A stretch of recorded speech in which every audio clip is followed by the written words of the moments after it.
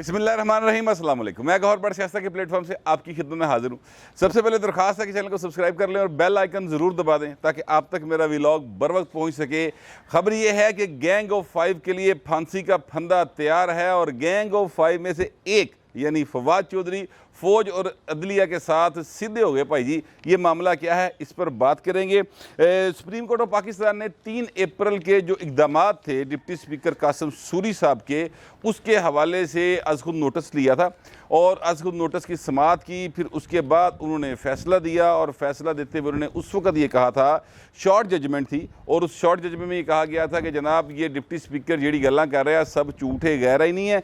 आप बाकायदा तौर पर 95(2) यानी तरीके अदम एतमाद की कार्रवाई को पूरा किया जाए और किसी किस्म की कोई इसमें रखना ना डाला जाए। उन्होंने हुक्म दिया था तमाम अदारों को इस हमारे हुक्म को हर सूरत में इम्प्लीमेंट करवाया जाए। इमरान खान भाएं अड़ गया। अच्छा, फिर इमरान खान अड़ गया तो जरा सी ना असद कैसर स्पीकर वो डर गया सर। अच्छा, वो डरा ठीक था, लेकिन इमरान खान साहब जो हैं उन्होंने बाद में बताया कि असद कैसर जो है वो डर गया, उसके पैर थले पैर कंबने शुरू हो गए, कांपे टांग गई उसकी और उसकी वजह से हमारा प्लान नाकाम हो गया। प्लान इनका ये था कि किसी भी सूरत कुछ भी हो जाए हमने तरीके अदम एतमाद पर वोटिंग नहीं करवानी और हमने पूरी की पूरी छिंज पानी है। अच्छा, छिंज इन्होंने डाली, जितनी इनमें सक्कत थी छिंज डाली, लेकिन फिर हुआ ये कि फिर जो हरकत में आते होते हैं वो हरकत में आए। उन्होंने तो आइन और कानून की ज़ाहिर है सुप्रीम कोर्ट का हुक्म था सर, उन्होंने तो उस पर अमल दरामद करवाना था और उसके लिए फिर दोबारा अदालतें भी खुली सर रात को। इस्लामाबाद हाई कोर्ट भी खुली, सुप्रीम कोर्ट ऑफ पाकिस्तान भी खुल गई, फिर जनाब एम्बुलेंस भी पहुंच गई, फिर प्रिजन वैन भी पहुंच गई, फिर एक हेलीकॉप्टर भी लैंड हुआ और फिर सर सुना है कि कुछ जन्नाटेदार किस्म की आवाज़ें भी जो है ना वो प्राइम मिनिस्टर हाउस से सुनाई दी। ये सुना जाता है, पता नहीं है कितनी सच्ची बात है। और फिर चिरागों में रोशनी न रही। असद कैसर साहब ने जाकर कहा कि जनाब मैं अपनी पार्टी के साथ स्टैंड करता हूँ, ये जो फैसला है ये जो हुक्म है ये सर आंखों पर, लेकिन मैं इसको इम्प्लीमेंट नहीं कर सकता। अब बाकी कार्रवाई जो है सरदार अयाज सदक साहब कंप्लीट करेंगे। इस तरीके से फिर 9 और 10 अप्रैल की दरमियानी रात जो है इस मुल्क में चेंज ऑफ पावर हुआ और एक आइनी तरीके से एक नई हुकूमत मार्ज़े वजूद में आई। अब उस केस का जो नया तफसीली फ़ैसला ना वो सर जारी किया गया है। अच्छा, सारा तफसीली फ़ैसला 4 जजेस जो हैं उनका अपनी जगह पर वही पुराने दलाइल हैं, लेकिन एक अजाफ़ी नोट है सर उसमें, और जो अजाफ़ी नोट है वो जज साहब जो हैं उन्होंने अजाफ़ी नोट दिया है तो सर उस अजाफ़ी नोट ने भाजी कम ता पा। और अजाफ़ी नोट में उन्होंने ये कहा है कि जनाब सदर यानी आरफ अलवी साहब, उस वक़्त के वज़ीर आज़म इमरान खान साहब, स्पीकर असद कैसर साहब और डिप्टी स्पीकर कासिम सूरी साहब और उस वक़्त के वज़ीर कानून फवाद चौधरी साहब ने आइन शिकनी की है और अपने मतलब दे जड़े ना वो मतलब वो कड़े ने आइन का जो है ना तशरीह की है जिसका इनको कोई इख्तियार नहीं था। इन्होंने गैर आइनी काम किया है। इनके खिलाफ आर्टिकल 6 की कार्रवाई होनी चाहिए, लेकिन ये फैसला पार्लियामेंट करे, ये हमने नहीं करना। मैं ये समझता हूँ यानी उन जज साहब के मुताबिक जो मैंने उनका पढ़ा है उसके मुताबिक जो है वो ये समझ रहे हैं कि उन्होंने आइन शिकनी की है, लेकिन ये फैसला कि इनके खिलाफ आर्टिकल 6 की कार्रवाई होगी कि नहीं होगी ये उन्होंने पार्लियामेंट के ऊपर छोड़ दिया। अब उसके जवाब के अंदर जो है ये अपना फवाद चौधरी साहब वो सर आज बड़े जलाल में थे और उन्होंने बड़ी एक क्या कहना चाहिए गुस्से में एक प्रेस कॉन्फ्रेंस खड़काई है और उस प्रेस कॉन्फ्रेंस में वो अपनी हदूदो कयूद से काफ़ी बाहर चले गए हैं। उन्होंने कहा जनाब यहाँ पर जर्नलों को इस्टेब्लिशमेंट को के मुंह को खून लगा हुआ है, इस तरह के अल्फाज उन्होंने बोले। उन्होंने कहा जनाब ये हमें पता है कि टी ब्रेक में के दौरान क्या होता था इस केस के हवाले से जब केस की समाअत हो रही थी और कौन कौन मिलता था, और अगर ये आर्टिकल 6 लगाना चाहते हैं तो फिर इनको पता नहीं है कि रस्से कम पड़ जाएंगे और गले जो हैं वो बहुत ज़्यादा हैं। इस तरह की बातें फवाद चौधरी साहब ने की हैं। मतलब उन्होंने अपने आप को भगत सिंह बढ़ाने की कोशिश की थी। हालांकि भगत सिंह बनने के लिए या जुल्फ़िकार अली भुट्टो बनने के लिए ना सच्ची मुची लटकना पैंदा भाई, सच्ची मुची लटकना पैंदा है। यहाँ पर जो है ना ये सिर्फ दर्शनी पहलवानी चल रही है और एक हवाई फायरिंग हो रही है सर, या एक फोके फायर ने जिहड़े चला के ते बड़कबाजी के जरिए डराने की किसको कोशिश कर रहे हैं, जर्नैलों को और जजों को।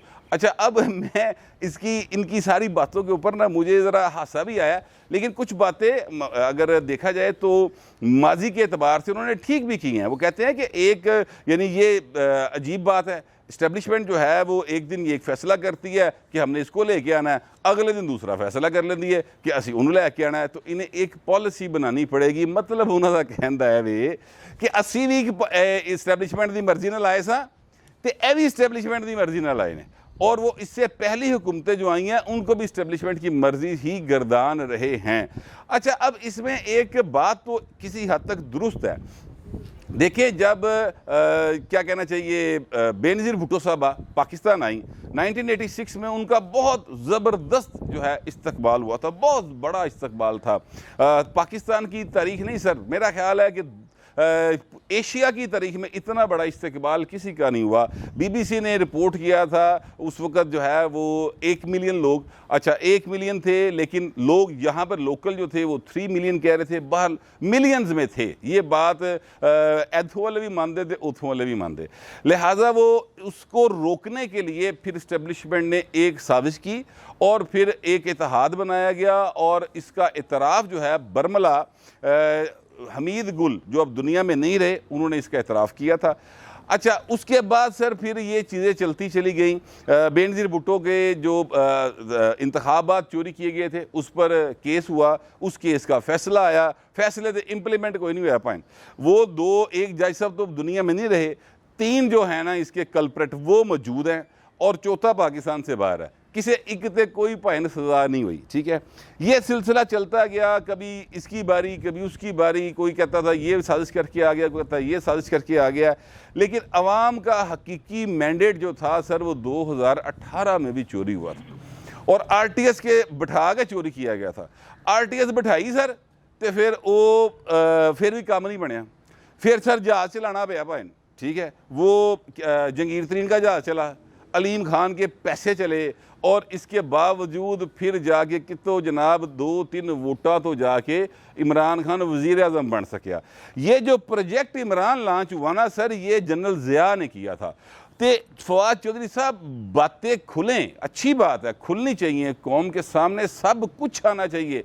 जो इस्टेब्लिशमेंट ने गैर आईनी काम किया है वो भी सामने आना चाहिए, जो उनके आलाकार बनते रहे हैं वो भी सामने आने चाहिए। पर बात है कि गल फिर पूरी करो सर, अद्धी गल ना करो कि हम फिर बताएंगे कि कहाँ कहाँ क्या क्या बातें होती थी। ये फवाद चौधरी के अल्फाज थे कि दसो, हम तो चाहते हैं ये चीज़ें खुलें ताकि ये सब कौम के सामने आए कि ये जड़ा चूहे बिल्ली का खेल शुरू हुआ है और अवाम को क्या करना चाहिए, बेवकूफ़ बनाया हुआ है, ये सर सारा कुछ सामने आना चाहिए।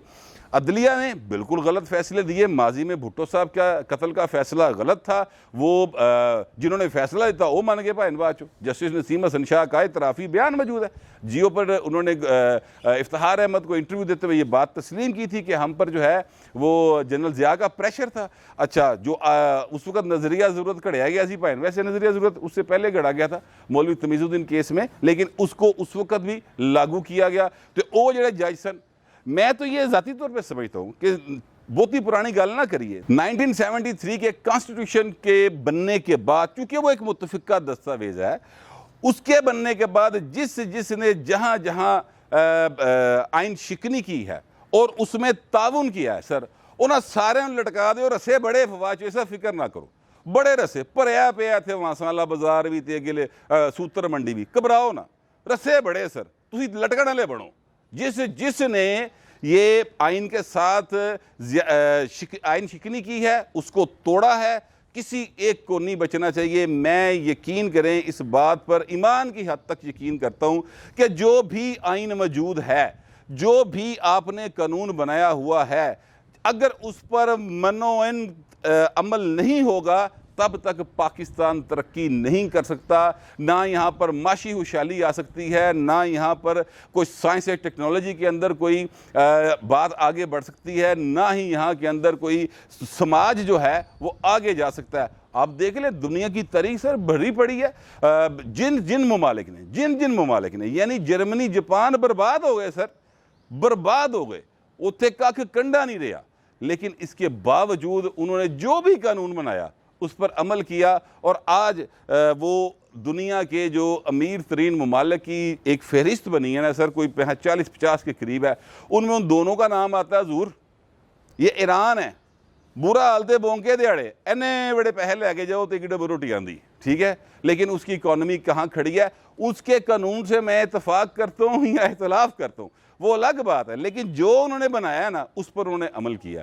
सो मेरे कहने का मतलब है कि जो भी कानून मौजूद है, आइन मौजूद है, उस पर अमल होगा तो बात आगे बढ़ेगी। जो फवाद चौधरी साहब जो आज बात कर रहे हैं ना सर, ये बात हमारे कबीले के लोग बड़ी देर से कर रहे हैं, लेकिन फवाद चौधरी साहब उसले कान लपेट के परवेज मुशर्रफ दिन मगर सन, ठीक है। और इसी तरह इनके कबीले के लोग थे ना, कभी ज़िया मगर सन, कभी परवेज मुशर्रफ मगर सन। और अभी भी ये जो क्या कहना चाहिए प्रोजेक्ट इमरान जब इनके हाथ में आया है, जब वो इम्प्लीमेंट होने लगा था ना प्रोजेक्ट इमरान, फवाद चौधरी साहब बड़े सियाने थे, नस के उस पास से बढ़ गए और इन्होंने बड़े लोशे लुटे पाए, ठीक है, सारे जानते हैं। इनका एक कज़न जो है वो MNA बना, ये खुद MNA बने, बहुत थोड़े से वोटों से बने, लेकिन MNA बने। मैं एक्चुअली कहना ये चाहता हूँ कि सर जो बातें आज PTI कर रही है, ये बातें जो हैं जमहूरियत पसंद और आइन परस्त लोग जो हैं वो सर करदे बेचारियां दी नस्लां मुक गईयां, लेकिन बात जारी है, बात नहीं ख़त्म हो रही, बात करते चले जा रहे हैं और करते रहेंगे। जो फवाद चौधरी साहब ने कहा है, अब मैं वो आपको याद दिलाना चाहता हूँ, एक पारस जहाँ से एक हैं अपना एंकर हैं, और उनके प्रोग्राम के अंदर इमरान खान साहब जो हैं वो ये कह रहे थे, वो ये फरमा रहे थे कि जनाब, ये मैंने नोट्स एक्चुअली लिए थे ताकि मैं कोई गलत बात ना कर जाऊँ, फिर भी आगे पीछे हो सकता है। उन्होंने ये कहा था कि जनाब वो जनरल बाजवा की तारीफ़ कर रहे थे, वो कहते हैं कि नवाज शरीफ जो है ये कहाँ का सियासतदान है, इसको तो बनाया इस्टेब्लिशमेंट ने।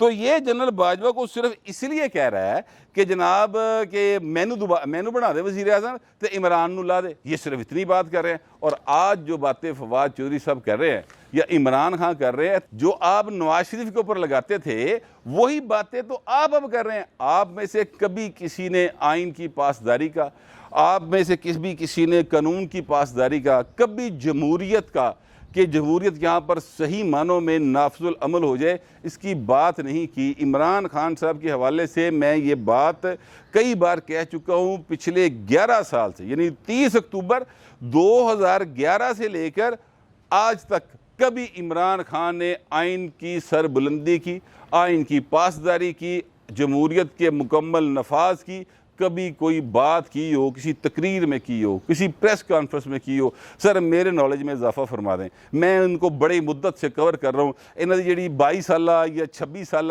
जद्दोजहद है ना, इसको वैसे रज़ी दादा तो किसी और अंदाज में कहते हैं, मैं वो नहीं कह सकता, वो रज़ी दादा पाए, मैं उन्होंने नकल नहीं ला सकता।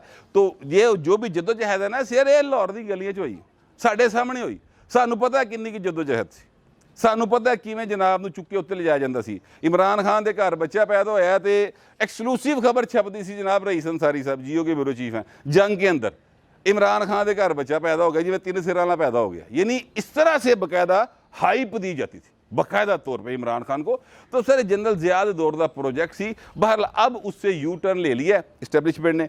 अब जनरल बाजवा साहब भी कहते हैं, उनके तर्जुमान भी कहते हैं, DG ISI भी कहते हैं कि हम जो हैं ए पॉलिटिकल हैं, हम न्यूट्रल हैं। मुझे बाकी चीज़ों का नहीं पता, लेकिन ये जो फैसला तफसीली आया है सर, इस तफसीली फैसले को किसी भी आप आइनी माहिर से पढ़वा लें, जितना कि मैनू आइन आंदा है और मैंने जितना का ये फैसला पढ़ा है, जो इसकी रूह है वो आइन के ऐन मुताबिक है सर, मेरी नज़र के अंदर। हो सकता है आपको मेरी बात से इत्तफाक ना हो, लेकिन जितना कि मैंने आइन पढ़ा है और जितना कि इस हिसाब से देखा और जितना कि मैंने पता किया है, ये आइन की रूह के ऐन मुताबिक है। इस पर अमल करना अब किसकी जिम्मेदारी है? उन्होंने पार्लियामेंट में छोड़ा है, पार्लियामेंट जो अपोजिशन तो राजा रहा आज। वैसे नूर आलम खान साहब वहाँ पर मौजूद हैं, उन्हें चाहिए कि वो लेके आए करारदाद के सर ये आइन है, इसके ऊपर ये आइन है और ये फैसला है, और फैसले पे इम्प्लीमेंट करवाया जाए, करारदाद पेश करे कौमी असम्बली के अंदर सर। उसके बाद देखते हैं हुकूमत नसती कि नहीं नसती। वैसे जो शहबाज शरीफ साहब हैं, ये वैसे डामाडोल जी हुकूमत बेचारी डरी डरी सहमी कभी पेट्रोल वज रहा है, कभी डॉलर वज रहा है, कभी जनाब महंगाई वज रही है, तो लिहाजा इनमें इतनी फ़िलहाल मुझे ताकत दिखाई नहीं देती। लेकिन मैं समझता हूँ क्या है यार, हुकूमत चली जाएगी ना, फिर क्या हो जाएगा, चली जाए, लेकिन आइन पे अमल कर दे पकड़ के। इमरान खान आज भी वो फवाद चौधरी कह रहे थे कि श्रीलंका बनाना है, ये तरक्की करनी है, और भाएं तुसी ते पढ़ो श्रीलंका बनाता सी। ये तो शुक्र हुआ खुदा का कि जो इस्टेबलिशमेंट है उन्होंने किसी ने यानी अल्लाह लो अकल आंदी, ज़ाहिर है इंसान जड़ा उत्ते जिन्ना के है वो सब नूं पता है, तो अकल आ गई सर। रब ताला ने करम कर दिया कि वो न्यूट्रल हो गए, ए पोलिटिकल हो गए, और दीगर जो आपकी तादी जमातें थी उन्होंने भी अकल आ गई, मत आ गई, और नस के आस पासे आ गई हैं, तो तुसी भाई जान छड़ती मुल्क दी। अदरवाइज तो ये इस वक्त बाकायदा तौर पर श्रीलंका वाले मनाजर आपको ये अप्रैल में नज़र आ रहे होने थे बाकायदा तौर पर। बहरहाल अब मामला बेहतरी की तरफ चलें, मेरा ख्याल है चलेंगे, क्योंकि IMF के साथ मुआहदा जो है वो थ्रू हो गया है और चीज़ें बेहतरी की तरफ जाएंगी। लेकिन सर इस फैसले के ऊपर मेरी नज़र में अमल दरामद होना बहुत ज़्यादा ज़रूरी है। अगर अमल दरामद नहीं होगा सर, तो वो जो ए पोलिटिकल हुए हैं, वो जो न्यूट्रल हुए हैं, वो फिर जनाब एक दफ़ा फिर उन्होंने फिर क्या कहना चाहिए दोहरा पै सकता है जी सियासी होंदा और आइन शिकनी का माजी में करते रहे हैं। इसलिए मैं कह रहा हूँ उनका रास्ता रोकने के लिए भी, और ये जो फैसिलिटेटर बनते हैं ना सिविलियंस में से जाके उनका रास्ता रोकने के लिए भी, और यार कार्रवाई तो शुरू करो ना, और जिसले फैसले होने देखी जाएगी, थोड़ा या कोई तरा तो कड्डो ना अगले दा। शहबाज शरीफ साहब इस पर अमल करें, मेरा कम अज़ कम यही ख्याल है।